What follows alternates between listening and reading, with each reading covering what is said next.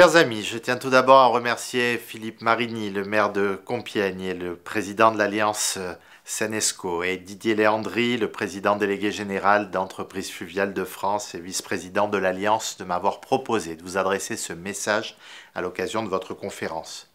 Un mot d'abord sur les ambitions du gouvernement en matière de transport fluvial.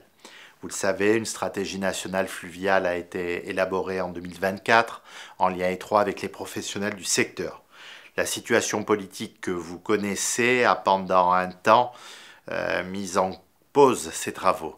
J'ai souhaité, à mon arrivée au ministère des Transports, reprendre rapidement les concertations pour obtenir la publication de cette stratégie dès cette année. Ce travail important permettra d'accélérer le développement du transport fluvial, de renforcer sa compétitivité, tout en soutenant sa décarbonation. Car oui, je souhaite faire du fluvial un vrai pilier du transport de marchandises de demain dans notre pays.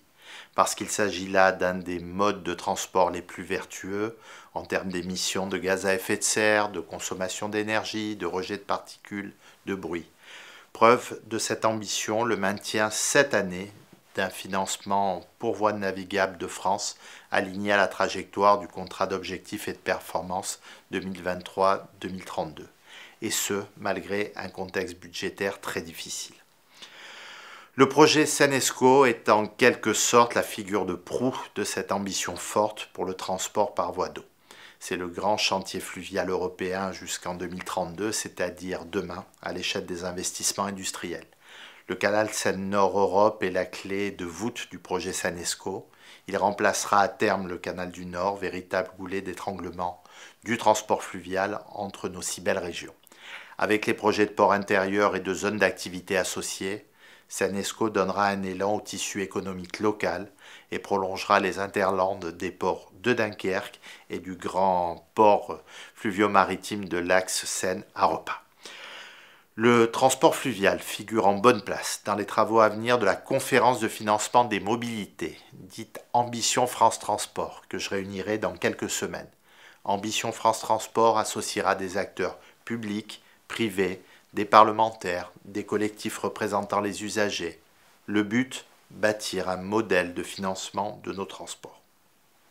Des représentants du transport fluvial seront évidemment associés à cette initiative. Je souhaite que soit abordé le projet de Seine-Escaut et au-delà la question de la régénération et de la modernisation du réseau historique de transport fluvial dans notre pays. La majorité des ouvrages datent du 19e siècle et ils ont souffert, comme vous le savez, de plusieurs décennies de sous-investissement. Chers amis, le transport fluvial est une solution d'avenir pour nos territoires et notre économie. Vous pouvez compter sur mon soutien et celui du gouvernement. Je vous remercie.